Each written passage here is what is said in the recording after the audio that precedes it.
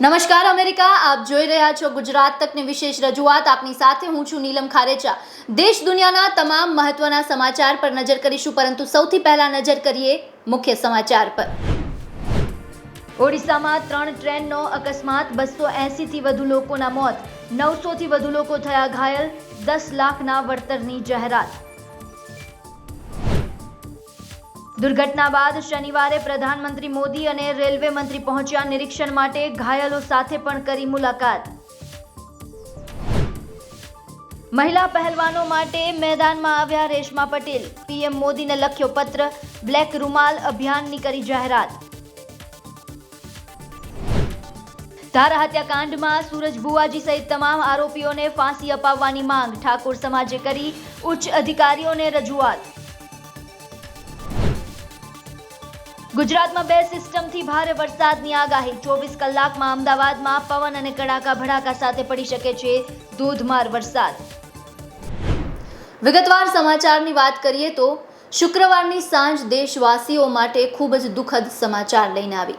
Coromandel express, Howrah express અને માલગાડી એમ ત્રણેય train વચ્ચે એવી ટક્કર થઈ, એવો અકસ્માત સર્જાયો કે સેંકડો લોકોને કાળ છે તે ભરખી ગયો. ત્યારે આ દુર્ઘટના કેવી રીતે ઘટી અને શું છે સમગ્ર વિગત તે જાણો આ રિપોર્ટમાં.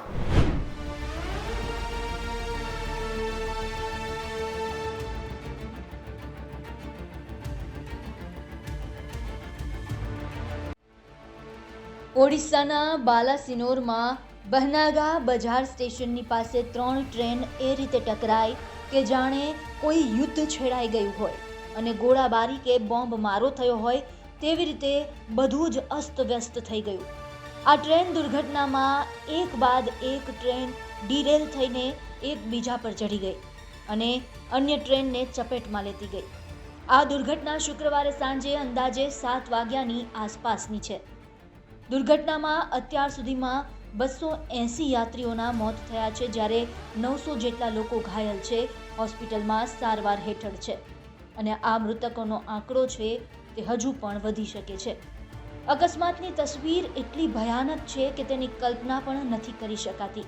મૃતદેહો ક્યાંક ક્ષત વિક્ષત જોવા મળ્યા તો અમુક મૃતદેહ એવા દેખાયા કે તેની ઓળખ કરવી પણ મુશ્કેલ જણાય.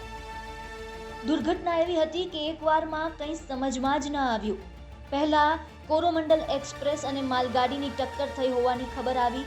તેના બાદ હાવડા એક્સપ્રેસના ટકરાવાની વાત સામે આવી, પણ પછી સ્પષ્ટ થયું કે ગાડી નંબર 12864 બેંગલુરુ હાવડા સુપરફાસ્ટ એક્સપ્રેસના કેટલાય ડબ્બા ડીરેલ થઈ ગયા અને બીજા પાટા પર જઈ પડ્યા. પાટાથી ઉતરેલા આ ડબ્બા ગાડી નંબર 12841 શાલીમાર ચેન્નઈ કોરોમંડલ એક્સપ્રેસ સાથે અથડાયા અને તેના ડબ્બા પણ પલટી ગયા. ત્યારબાદ કોરોમંડલ એક્સપ્રેસના ડબ્બા પાટાથી ઉતર્યા બાદ ત્યાં ઊભેલી માલગાડી સાથે ટકરાયા, જેનાથી માલગાડી પણ દુર્ઘટનાની ચપેટમાં આવી ગઈ.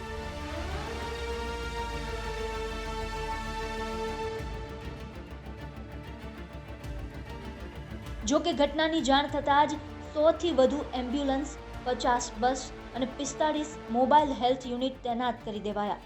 એનડીઆરએફની 3 ટીમ અને 20થી વધુ ફાયર સર્વિસ અને રેસ્ક્યુ ટીમ બચાવ કાર્ય માટે તૈનાત કરાઈ. કુલ 1200 જેટલા બચાવ કર્મચારીઓ બચાવ કાર્યમાં જોડાયા. રેસ્ક્યુની કામગીરી ઘટના ઘટી ત્યારથી લઈને શનિવારે બપોરે અંદાજે 2:30 વાગ્યા સુધી આ કામગીરી ચાલી. તો આ સમગ્ર દુર્ઘટનાના કારણે ટ્રેક બંધ થતાં આ રૂટ પરની 48 ટ્રેન રદ કરવામાં આવી, 39 ડાયવર્ટ કરાઈ અને 10 ટૂંકી ટર્મિનેટ કરવામાં આવી. 280થી વધુ લોકોના જ્યાં આ દુર્ઘટનામાં મોત થયા છે, ત્યાં હજુ પણ 900 જેટલા લોકો જીવન અને મૃત્યુની લડાઈ લડી રહ્યા છે. એક તરફ જે લોકો દુર્ઘટનાના સમાચાર સાંભળતા જ હોસ્પિટલ તરફ દોડી ગયા હતા, ત્યાં હોસ્પિટલની બહાર કેટલાય લોકો રક્તદાન કરવા માટે પણ કતારમાં ઊભેલા દેખાયા. કોઈ પણ પ્રકારની અપીલ વગર લોકો રક્તદાન માટે હોસ્પિટલ પહોંચી ગયા હતા અને આ વાતે દેખાડ્યું કે માનવતા હજુ મરી નથી. તો સરકાર તરફથી તમામ મૃતકોને 10 લાખના વળતરની જાહેરાત કરાઈ છે. બ્યુરો રિપોર્ટ, ગુજરાત તક.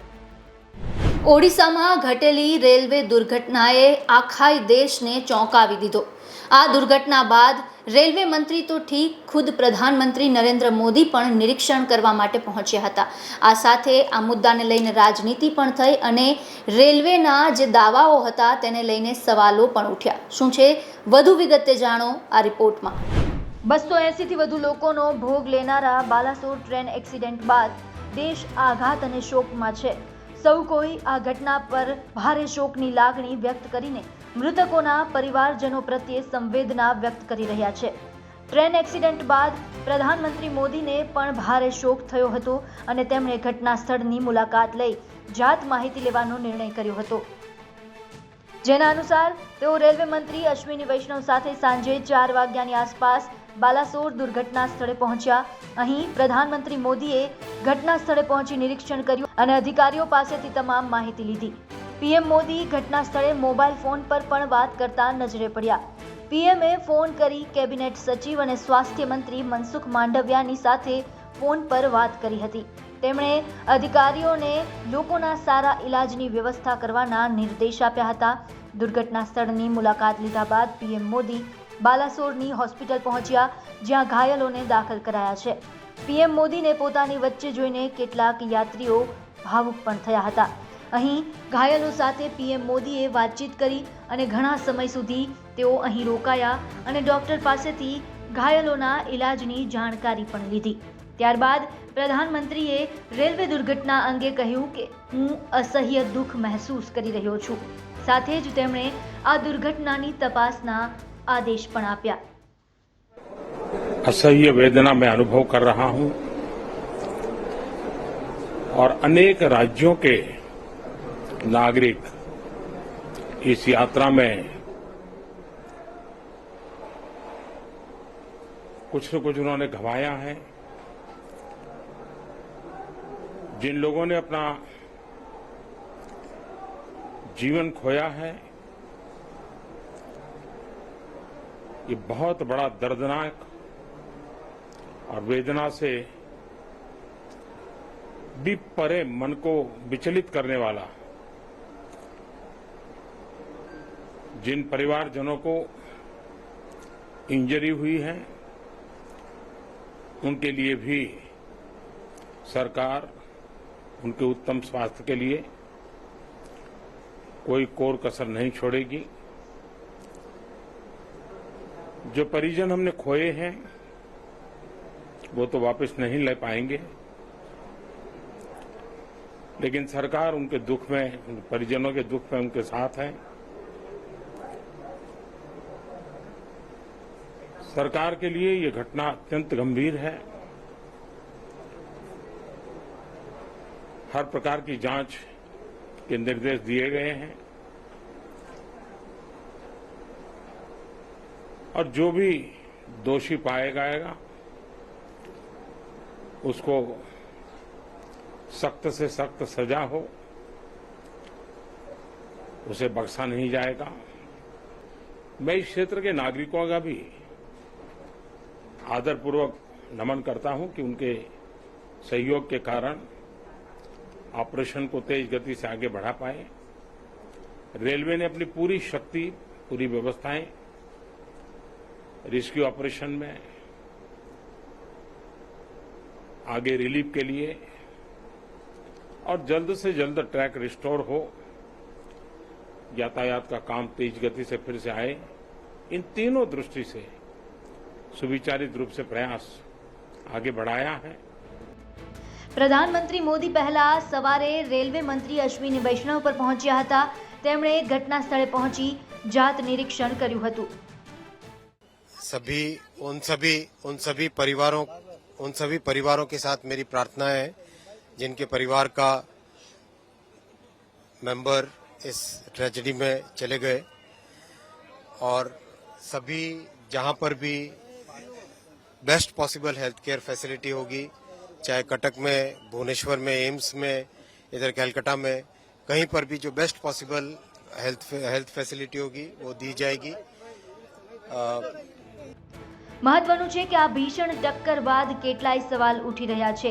ઘટના સ્થળે જ્યારે પશ્ચિમ બંગાળના મુખ્યમંત્રી મમતા બેનર્જી પહોંચ્યા ત્યારે તેમણે સવાલ ઉઠાવ્યો કે કવચ કેમ નહોતું. આ બધાની વચ્ચે દુર્ઘટનાનો સંયુક્ત તપાસ રિપોર્ટ સામે આવ્યો છે. આ રિપોર્ટમાં આ ભીષણ ઘટના પાછળ સિગ્નલ સંબંધિત ભૂલ સામે આવી છે. બ્યુરો રિપોર્ટ, ગુજરાત તક. શુક્રવારે જ્યારે 3 ટ્રેન વચ્ચે અકસ્માત થયો ત્યારે કેટલાય લોકોએ પોતાના સ્વજનો ગુમાવ્યા. જાણે ટ્રેનના પાટા પર મોત દોડતું હોય તેમ સૌ કોઈ લાચાર દેખાયા. ત્યારે આ ટ્રેન દુર્ઘટના બાદ ટ્રેનની અંદરના કેવા દ્રશ્યો હતા તે અમારા સહયોગી પાસેથી જાણો. कि किस तरीके की स्थिति है। ये दरअसल ये जो ट्रैक मैंने पहले से दिखाया है, नीचे वाला जो ट्रैक है वो बिल्कुल तहस नहस हो चुका है और ये रेलवे का एक ये जो है रेल है यानी पटरी जो है वो नीचे से, मैं याद कर सकता हूँ किसी दक्षिण भारत के किसी सिनेमा में मैंने देखा था कि इस तरीके से हादसा हो जाता है ट्रेन में। शायद विदेशों के सिनेमा में या इसी तरीके से शायद तस्वीरें हमें अक्सर देखना मिलता है, लेकिन ये दरअसल वास्तविकता में हुआ है और इस ट्रेन में सफर लोगों ने देखा है कि इस नीचे से ये जो चीज है यानी जो रेल पटरी है वो फालानुमा इस तरीके से इसे चीरता हुआ बिल्कुल इस डब्बे के ऊपर तक पहुंच गया है। जरा दिखाइए श्याम कि ये जो ऊपर वाला हिस्सा है वो बिल्कुल, और ये बिल्कुल बेंड हो चुका है, बिल्कुल बिल्कुल, और ये मजबूत बेस होता है वो ऐसा नहीं हो सकता कि रेलवे के डब्बे के नीचे का जो हिस्सा बना होता है वो भी लोहे का बना होता है। इतना हम गंभीर, जरा मैं ये इसको मैं दोहराना नहीं चाहूंगा, लेकिन मान लीजिए अगर ये जो यूरिनल्स है जो यहाँ पर जो टॉयलेट्स है इस डब्बे के, इसके सामने बिल्कुल ये हादसा हुआ है। अगर कोई शख्स यहाँ पर रुके हुए हो, बाथरूम से निकल रहे हो, टॉयलेट से निकल रहे हो, तो उनके साथ क्या स्थिति हुई होगी हम अंदाजा लगा सकते हैं। लेकिन इतना भीषण भयावह ये दुर्घटना की स्थिति हम समझ सकते हैं। जैसे जैसे इस ट्रेन का जायजा हम कर रहे हैं, जैसे धीरे धीरे हम बढ़ पा रहे हैं, हमें देखकर लग रहा है कि मानो जैसे ये शायद उन लोगों के लिए बहुत ही दुखद घड़ी थी। સમાચારોનો પ્રવાહ યથાવત રહેશે, પરંતુ હાલ સમય થયો છે એક નાનકડા વિરામનો.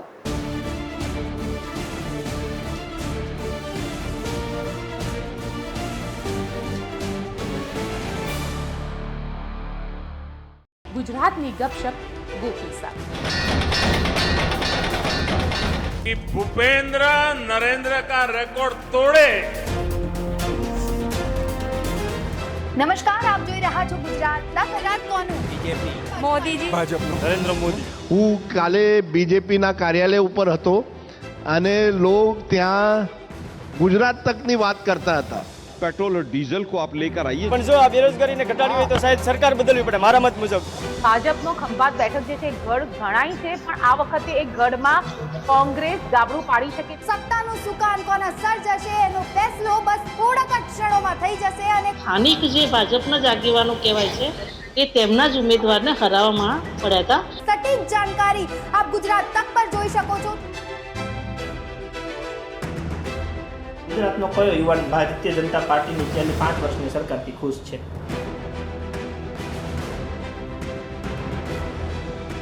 દર્શકો, રાજનીતિના ખેલાડીમાં આપનું સ્વાગત છે.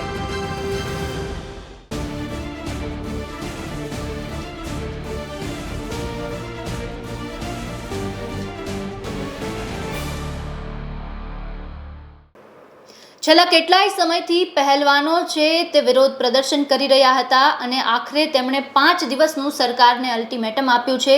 ત્યારે આ બધાની વચ્ચે રાજનીતિ પણ ખૂબ થઈ છે અને હવે આ રાજનીતિમાં આમ આદમી પાર્ટીના રેશમા પટેલ છે તેઓ પણ કૂદ્યા છે. તેમણે પ્રધાનમંત્રી નરેન્દ્ર મોદીને પત્ર લખ્યો છે. શું છે વધુ વિગતે જાણીએ આ રિપોર્ટમાં. દેશની શાન અને દેશનું નામ કરનાર મહિલા પહેલવાનોએ સરકારને 5 દિવસનું અલ્ટિમેટમ આપ્યું છે ભાજપ સાંસદ બ્રિજભૂષણસિંહ પર કાર્યવાહી કરવા માટે. આ મુદ્દે રાજકારણ પહેલાથી જ ગરમાયેલું છે. ભાજપના નેતાઓ આ મુદ્દે જવાબ આપવાનું એક બાજુ ટાળી રહ્યા છે, ત્યારે હવે આ મામલે ગુજરાત આમ આદમી પાર્ટીના નેતા રેશમા પટેલ પણ મેદાનમાં ઉતર્યા છે. રેશમા પટેલે આ સમગ્ર મામલે દુઃખ જતાવી પ્રધાનમંત્રી નરેન્દ્ર મોદીને પત્ર લખ્યો છે. પોતાના પત્રમાં રેશમા પટેલે લખ્યું છે કે પહેલવાન દીકરીઓનું શોષણ કરનારા બ્રિજભૂષણની તાત્કાલિક ધરપકડ કરાય. સાથે જ તેમણે પોતાના પત્રમાં કાળા કલરના રૂમાલની ભેટ સાથે આવેદન સ્વીકારવા અરજી કરી છે. સાથે સાથે ભાજપ પર પત્ર દ્વારા પ્રહાર પણ કર્યા છે. આ ઉપરાંત રેશમા પટેલે કહ્યું કે ગુજરાત આમ આદમી પાર્ટીની મહિલા વિંગ પ્રધાનમંત્રીને પોસ્ટ કવરમાં કાળા કલરના રૂમાલ પોસ્ટ કરી વિરોધ સાથે માંગણી પૂર્ણ કરવા આવેદન મોકલશે અને ગુજરાતની બહેનો વચ્ચે જઈને પત્ર પર સમર્થન લઈ કાળા કલરનો રૂમાલ સાથે પત્ર પોસ્ટ કરવાનું 5 દિવસનું અભિયાન ચલાવશે. कई दिनों से पहलवान बेटियां दिल्ली में संघर्ष कर रही है. न्याय तो नहीं मिला उन लोगों को, उल्टा उसको संघर्ष का सामना करना पड़ा, दमन का सामना करना पड़ा और आज वो इतनी मजबूर हुई कि देश के लिए, देश के गौरव के लिए कमाए हुए मेडल को मां गंगा में विसर्जित करने के लिए वो मजबूर हो गए. और साथ में ये सब इतना लोकशाही का कत्लेआम हो रहा है और हमारे बड़ा प्रधान श्री नरेंद्र भाई मोदी चुप बैठकर सिर्फ तमाशा देख रहे हैं. भारतीय जनता पार्टी की महिला मिनिस्ट्री भाग रही है और कुछ बोल नहीं रही. महिला मोर्चा चुप बैठी है. हम एक कदापि नहीं साइन कर पाएंगे. आम आदमी पार्टी की गुजरात की महिला विंग और आम आदमी पार्टी का गुजरात का एक एक योद्धा बहुत दुखी है और हम नरेंद्र भाई मोदी को न्याय के लिए एक पत्र लिख रहे हैं और साथ में एक काले कलर का रुमाल भी भेंट कर रहे हैं. हमारा भेंट करने का आशय इतना ही है कि आप लोग एक तमाशा देख रहे हैं, लोकशाही पे जो कालक लगा रहे हो उसको इस काले रुमाल से पोंछ दीजिए, मेहरबानी कीजिए और न्याय कीजिए. हम महिला मिनिस्ट्री को बताना चाहते हैं और महिला अध्यक्ष जो मोर्चा है भारतीय जनता पार्टी को उसको भी बताना चाहते हैं कि आप एक महिला के साथ अन्याय हो रहा है, हिंदुस्तान की बेटियों के साथ अन्याय हो रहा है और आप चुप बैठे हैं. वो साबित कर रहा है कि भारतीय जनता पार्टी का राक्षसों का दुशासनों का ये दरबार है और आप सब सुरपंखाओं का कार्य कर रही हो, ये साबित होता है. लेकिन आम आदमी पार्टी माननीय अरविंद केजरीवाल का सैनिक कभी चुप नहीं बैठेगा और हम नरेंद्र भाई मोदी को काले कलर का रुमाल भेंट कर रहे. पूरे गुजरात में मोर्चा और ये अभियान हम चलाएंगे और नरेंद्र भाई मोदी को रुमाल भेंट करने के साथ साथ आवेदन कर रहे हैं और ब्रिजभूषण जैसे शोषणकारी दमनकारी व्यक्ति को तात्कालिक अरेस्ट करे और ये पहलवान बेटियां जो देश का गौरव है उसको न्याय करने की गुहार कर रहे हैं. धन्यवाद. जय हिंद. બ્યુરો રિપોર્ટ, ગુજરાત તક. ધારા હત્યાકાંડ. છેલ્લા કેટલાય સમયથી ગુજરાતમાં આ હત્યાકાંડને લઈને ચર્ચાઓ ચાલી રહી છે. સૂરજ બુવાજી અને તેના સહિતના અન્ય જે આરોપીઓ છે તેઓ હાલ જેલના સળિયા પાછળ છે, પરંતુ હવે આ આરોપીઓને ફાંસીની સજાની માંગ કરવામાં આવી છે. કોણે આ માંગ કરી છે તે જાણો આ રિપોર્ટમાં.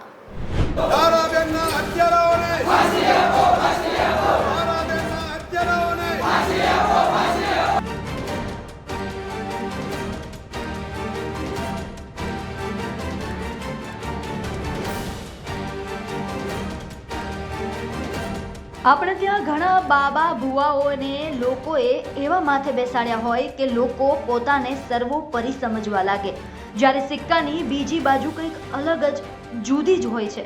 આવો જ એક ભુવો એક યુવતીની હત્યા અને બાદમાં તેની લાશને સળગાવી દે છે અને વર્ષ સુધી કોઈને ગંધ પણ આવવા નથી દેતો.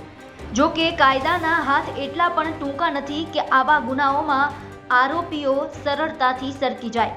પોલીસે આખરે આ મામલામાં સચોટ દિશામાં સફળતા મેળવી અને સૂરજ ભુવા સહિતના આરોપીઓને પકડી પાડ્યા છે. ત્યારે જૂનાગઢની યુવતીની હત્યા કેસમાં આરોપી ભુવા સહિત તેના સંડોવાયેલા લોકોને ફાંસી આપવાની માંગ ઠાકોર સમાજ દ્વારા કરવામાં આવી છે. સુરેન્દ્રનગર શહેરના મેળા ખાતેથી ઠાકોર સમાજ દ્વારા એક રેલીનું આયોજન કરાયું, જેમાં ધારા હત્યા કેસમાં સંડોવાયેલા સૂરજ ભુવા સહિતના ઈસમોને ફાંસીની સજા ફટકારવામાં આવે તેવી માંગ કરાઈ.